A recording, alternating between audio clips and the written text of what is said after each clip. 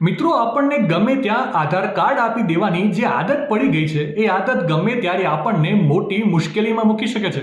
કેમ કે તમારા આધાર કાર્ડમાં તમારું નામ હોય છે, તમારું એડ્રેસ હોય છે અને તમારું બેંક એકાઉન્ટ પણ તમારા આધાર કાર્ડ સાથે કનેક્ટ હોય છે.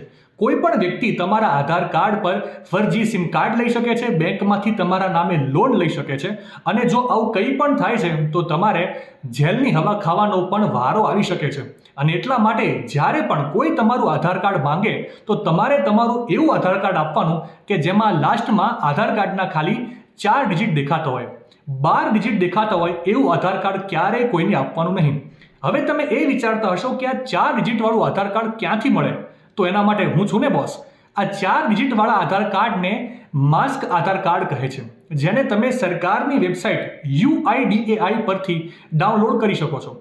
UIDAI પર ક્લિક કરશો ત્યાં તમને ડાઉનલોડ આધારનો વિકલ્પ દેખાશે. ત્યાં ક્લિક કર્યા બાદ તમારો આધાર નંબર અને કેપ્ચા નાખશો એટલે તમારા રજિસ્ટર્ડ મોબાઈલ નંબર પર તમને એક OTP મળશે. તે તમારે ત્યાં સબમિટ કરવાનો છે. OTP સબમિટ કરશો એટલે તમને ત્યાં માસ્ક આધાર કાર્ડનો વિકલ્પ દેખાશે. ત્યાં તમારે ક્લિક કરીને ડન કરી દેવાનું છે એટલે માસ્ક આધાર કાર્ડની PDF તમારા મોબાઈલમાં ડાઉનલોડ થઈ જશે.